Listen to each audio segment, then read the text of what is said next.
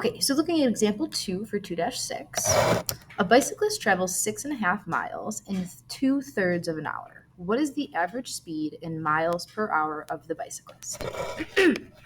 Okay, so going back to that top of our page and looking at those keywords when we're using the sum, difference, product, and quotient, in this situation, they've got that keyword of per. That per is immediately jumping out at me, telling me that I know this is going to have to either be multiplication or a division problem. From there, we need to decide, are they giving us a unit rate or are they looking for a unit rate? Remember, a unit rate has 1 in it. So unit rate has to have a 1 in it.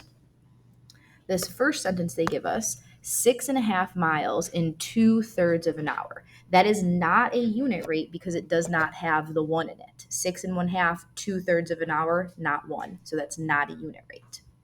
So in this situation, they are asking us to find the unit rate. They want to know, what is the speed in miles per hour per 1 hour. So here they're asking for a unit rate. UR is what I'm going to use to abbreviate unit rate. Asking for the unit rate tells us that we're going to be using division. They want miles per hour. Division, we use fractions for division. Miles per hour tells me I want miles on the top and hours on the bottom. 6 and 1/2 is my miles, so that is what I'm putting on the top. My hours are 2/3, so that's what's going on the bottom. Here, and again, if the fraction's confusing you, you're more than welcome to use that division sign, aka the oblius, fancy word. Immediately here, I'm seeing that I have mixed numbers. From yesterday's lesson, we've got to start by converting that mixed number, that's 6.5. Denominator times the whole number plus the numerator. 6 times 2 is 12, plus 1 is 13. Keep that denominator the same, and carry everything else down. Dividing fractions, maybe you're flipping back a couple pages in your notes, remembering that we don't actually divide fractions, and we actually multiply by the reciprocal, aka keep, change, flip.